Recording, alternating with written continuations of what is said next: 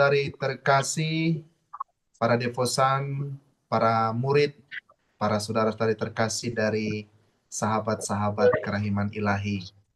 Mari kita hening sejenak mempersiapkan hati kita untuk mendengarkan bacaan harian dan renungan pada sore hari ini. Kita hening sejenak dalam nama Bapa, Putra, dan Roh Kudus. Amin.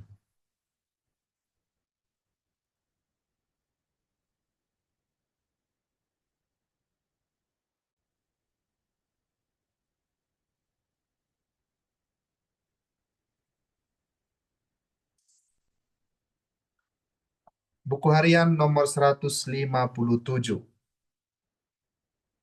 Pada suatu petang, ketika aku masuk ke kapel kecil, aku mendengar suara-suara ini dalam jiwaku. Putriku, renungkanlah kata-kata ini. Ketika menghadapi sakratul maut, semakin bersungguh-sungguh ia berdoa. Ketika aku mulai merenungkan kata-kata itu lebih mendalam, cahaya benderang memancar ke dalam jiwaku. Aku tahu betapa kita sangat membutuhkan ketekunan dalam berdoa. Dan aku pun tahu bahwa keselamatan kita sering tergantung pada doa semacam ini. Saudara-saudariku yang terkasih, kita sebentar merenungkan di nomor 157 sebelum kita masuk ke nomor 188. Doa adalah tanda dan sarana bagi kita bertemu dengan Tuhan. Berdoa dengan sungguh-sungguh artinya berdoa dengan hati yang tulus. Berdoa dengan sikap hati yang rendah hati.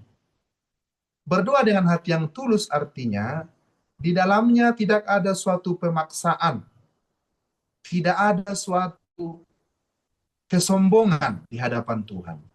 Di hadapan Tuhan kita harus merendah. Di hadapan Tuhan kita harus berhati tulus. Berdoa dengan sungguh-sungguh juga artinya berdoa secara teratur. Artinya, tanpa doa kita tidak merasakan sesuatu yang membuat batin kita tenang.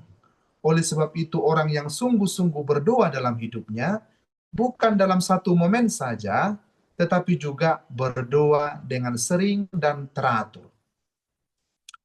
Berdoa dengan sungguh-sungguh juga artinya berdoa dengan penuh perhatian.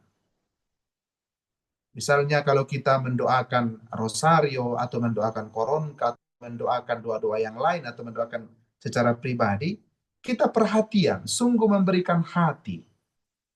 Diamati, diperhatikan dengan hati yang terbuka dengan sungguh. Sehingga apabila pun misalnya kita mendaraskan rosario atau mendaraskan koronka, kita sungguh-sungguh berkonsentrasi. Ada perhatian di situ dengan baik. Kemudian berdoa dengan sungguh-sungguh juga bisa kita artikan dengan berdoa dengan penuh iman.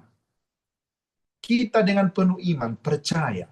Seperti kata-kata yang Yesus ucapkan untuk dituliskan di bawah gambar kerahiman ilahi itu adalah Jesus, I trust in you. Yesus, engkau andalanku. Kita mengandalkan dia. Berdoa berarti dengan penuh iman percaya seperti seorang anak kecil yang mempercayakan hidupnya kepada kasih ayah dan ibunya. Kemudian berdoa dengan sungguh-sungguh bisa juga kita mengerti sebagai berdoa dengan sabar dan tidak menyerah. Bersabar. Bersabar menunggu waktunya Tuhan. Tidak mengandalkan apa menjadi proyek kita. Kita bersabar menunggu waktunya Tuhan bagi kita. Berdoa dengan sabar dan juga berdoa dengan tidak menyerah dapat diumpamakan seperti seorang janda yang datang kepada hakim yang lalim itu, yang memohon kepadanya agar hakim itu membela perkaranya. Dan akhirnya karena ketekunan dan kesabaran seorang janda itu, kita melihat hakim itu mengabulkan permohonannya. Berdoa dengan sungguh-sungguh berarti juga berdoa dengan tekun, berdoa dengan tidak bertele-tele, berdoa dengan tersembunyi, dan dengan jiwa yang rendah, dengan hati yang penuh kerendahan hati. Di nomor 157 catatan harian Santa Faustina, kita melihat bagaimana kata-kata yang muncul di hati Santa Faustina. Putriku, renungkanlah kata-kata ini. Ketika menghadapi sakaratul maut, semakin bersungguh-sungguh ia berdoa. Ini mau diungkapkan tentang bagaimana Yesus menghadapi kematiannya. Sebelum menghadapi kematian itu, Yesus semakin sungguh-sungguh mendekatkan hatinya kepada Allah. Semakin sungguh ia berdoa. Dan Faustina diminta merenungkan kata-kata itu. Pada saat Faustina merenungkan kata-kata itu, suatu cahaya benderang memancar ke dalam jiwanya. Dia mengerti apa arti kata tekun dalam doa. Bertekun dalam doa artinya bersungguh-sungguh meletakkan seluruh pengharapan kita kepada Allah. Tanpa Allah kita tidak bisa memperoleh apapun, tanpa Allah kita tidak memperoleh keselamatan. Maka dikatakan bahwa keselamatan kita sering tergantung dari kesungguhan hati kita, keterbukaan hati kita untuk berdoa. Membuka diri kita seluas-luasnya dengan penuh kerendahan hati, dengan penuh iman, dengan sabar, tanpa menyerah, berdoa kepada Tuhan dengan tulus dan rendah hati. Saudara-saudariku yang terkasih, sekarang kita lihat di nomor 188.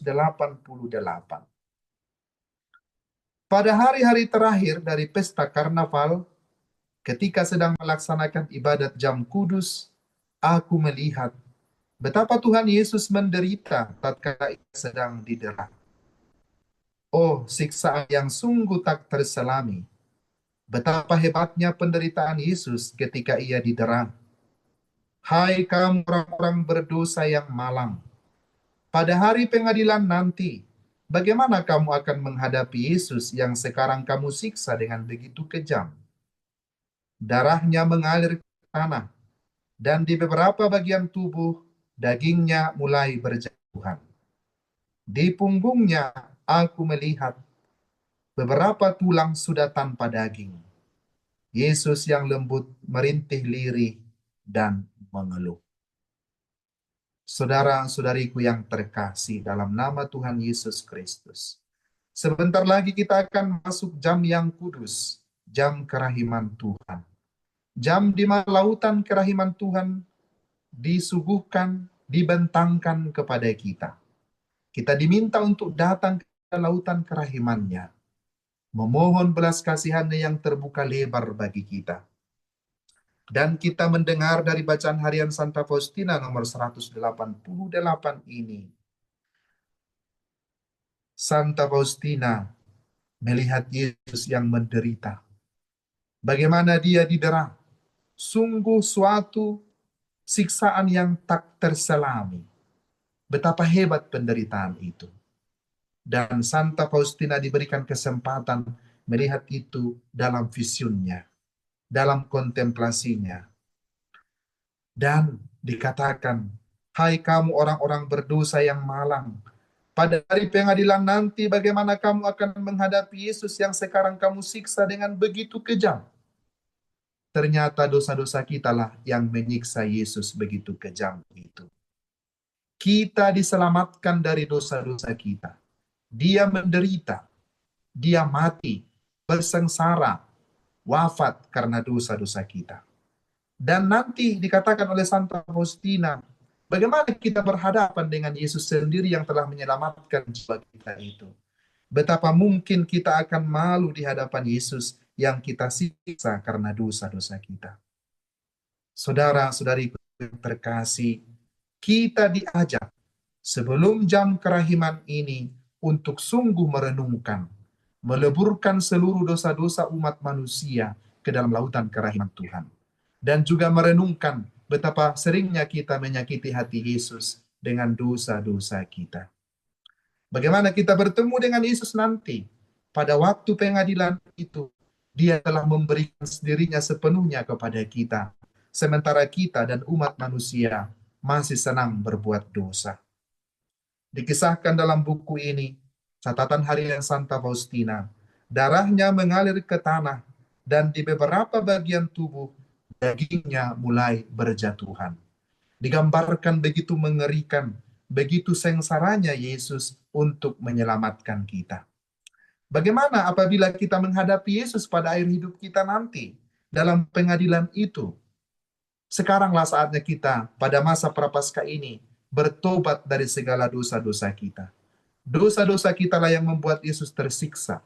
Dan kita akan bertemu dengan Yesus pada pengadilan itu nanti. Dalam akhir hidup kita, dalam pengadilan itu. Maka mari kita mohon kerahiman Tuhan agar berbelas kasih terus kepada kita yang berdosa ini. Karena kita begitu senang terus-menerus melukai hati Yesus dengan kata-kata kita, dengan perbuatan kita, dengan tindakan kita yang tidak mengasihi orang lain, dan tidak mengasihi diri kita sendiri. Terlalu sering kita berdosa di hadapan Tuhan. Terlalu sering kita menggunakan hati dan budi kita untuk hal yang tidak menyenangkan hati Tuhan.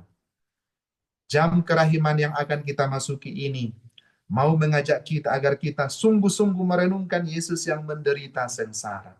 Agar kita juga selain memohon kerahiman Tuhan bagi orang-orang berdosa supaya bertobat, kita juga memohon kerahiman Tuhan agar kita juga dikuatkan untuk melakukan hal-hal yang baik.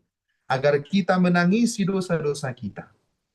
Secara khusus pada masa Prapaskah ini yang tidak akan lama lagi, kita diajak untuk beretret agung, untuk meninggalkan dosa-dosa kita, berpantang dan berpuasa, menangisi dosa-dosa kita.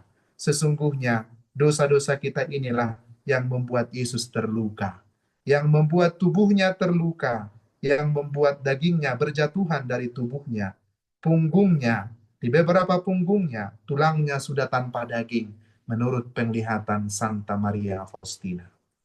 Saudara-saudariku yang terkasih, marilah pada jam kerahiman ini kita sungguh membenamkan diri kepada Tuhan yang mengasihi kita. Kita renungkan hal-hal apa saja dalam hidup kita yang sering membuat hati Yesus terluka. Apakah mungkin cara kita berbicara kepada saudara-saudari kita? Apakah mungkin kemalasan kita untuk berdoa dengan sungguh-sungguh? Ataukah mungkin pertentangan di tengah-tengah keluarga kita? Ataukah mungkin hati Yesus terluka karena sikap kita yang kurang percaya kepada Dia, yang kurang mengandalkan Dia? Yesus bersabda, sesungguhnya hati yang kurang percaya, yang suam-suam kukulah kepada Yesus yang membuat hatinya begitu pedih mengalami penderitaan itu.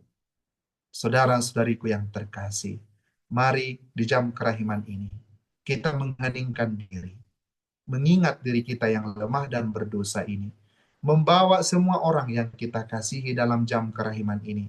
Kita benamkan seluruhnya, kita mohon seluruhnya kepada Allah yang Maha Rahim, yang lautan belas kasihnya terbentang luas pada kita pada jam kerahiman yang agung ini. Mari kita hening sejenak sebelum kita mengucapkan doa pukul 15.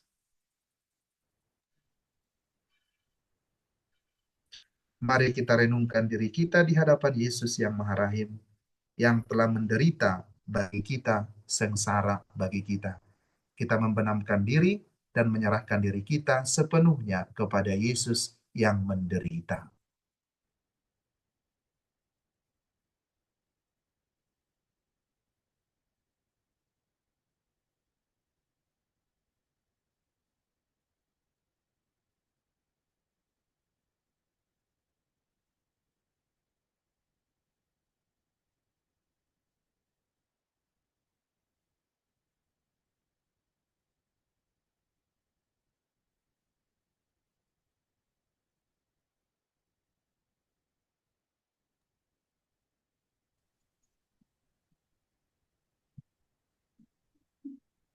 Marilah kita membenamkan diri